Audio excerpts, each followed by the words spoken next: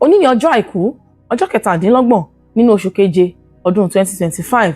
Ó tó àkókò fún ìwé ọ̀run ṣíṣí, ìwé ìtọ́ni ojoojúmọ́ fún ìdàpọ̀ tímọ́tímọ́ pẹ̀lú Ọlọ́run, eléyìí tí a tọwọ́ olùṣọ́ àgùntàn Enoch Ajéyàrè Adébóyè kọ. Àkọ́rí wa fún tòní ni àná rẹ. Àkọ́sórí wa wà nínú ìwé Àìsáyà orí 43 ẹsẹ̀ ìkejìdínlógún títí dé ìkọkàndínlógún, eléyìí tí ó kà báyìí pé ẹ má ṣe rántí nǹkan ti ìṣáájú mọ́ àti nǹkan ti àtijọ́, ẹ má ṣe rò wọ́n, kíyèsí èmi ò ṣe ohun titun kan, nísinsìnyí ni yóò hù jáde, ẹ̀yin kì yóò mọ̀ bí? Lóòótọ́ èmi ò la ọ̀nà kan nínú aginjù àti odò ní aṣálẹ̀. Bíbélì kẹwàá nínú ìwé Króníkà kínní orí 4 ẹsẹ̀ 9 títí dé 10. A lè tọ́ka sí àná gẹ́gẹ́ bí ìyá òní. Ohun yòówù tí ó ń là kọjá lónìí, a lè tọpinpin rẹ̀ lọ sí àwọn nǹkan tí ó ti ṣẹlẹ̀ sẹ́yìn. O lè máa la àwọn nǹkan tí kò dára kọjá báyìí nítorí àwọn àṣìṣe kan tí ó ti ṣe sẹ́yìn. Ṣùgbọ́n ìròyìn ayọ̀ ni pé ẹni tí a ń pè ní Alpha àti Omega lè pa àṣìṣe àná rẹ rẹ́.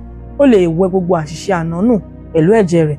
Ìdí nìyí tí Kọ́ríńtì kejì orí 5 ẹsẹ̀ 17 sọ pé tí ẹnikẹ́ni bá wà nínú Kristi, ó di ẹ̀dá tuntun.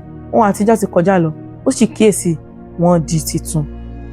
Ìṣẹ̀lẹ̀ yòówù kó ti wáyé ní àná rẹ, ní kété tí o bá tọ̀ Jésù wá, yóò fún ọ ní ìbẹ̀rẹ̀ ọ̀tun, yóò wọ inú àná rẹ lọ, yóò ṣe àtúnṣe gbogbo nǹkan láti ṣiṣẹ́ fún rere rẹ. Ọlọ́run kò nílò ìṣẹ́jú láti rìnrìn àjò lọ sínú àná rẹ láti ṣe àtúnṣe ohunkóhun.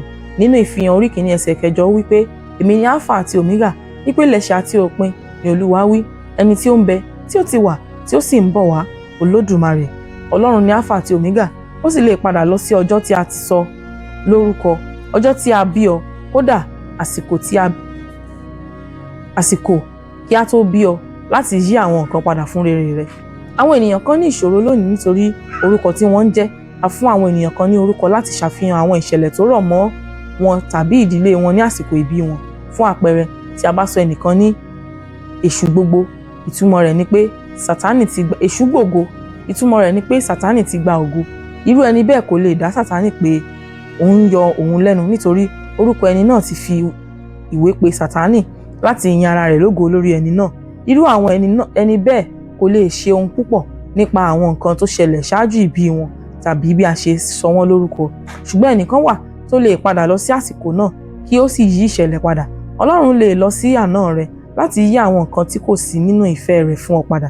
Olùfẹ́, Ọlọ́run mú kọ́kọ́rọ́ àná rẹ dání. Képe lónìí láti yí ohunkóhun padà nínú àná rẹ, èyí tó ṣe lòdì sí èrèdí rẹ fún ayé rẹ.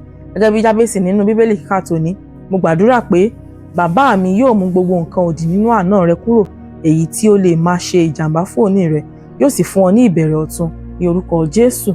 Kókó ọ̀rọ̀: Ọlọ́run lè mú ohunkóhun kúrò nínú àná rẹ, èyí tí kò sí nínú ìpinnu rẹ̀ fún ayé rẹ.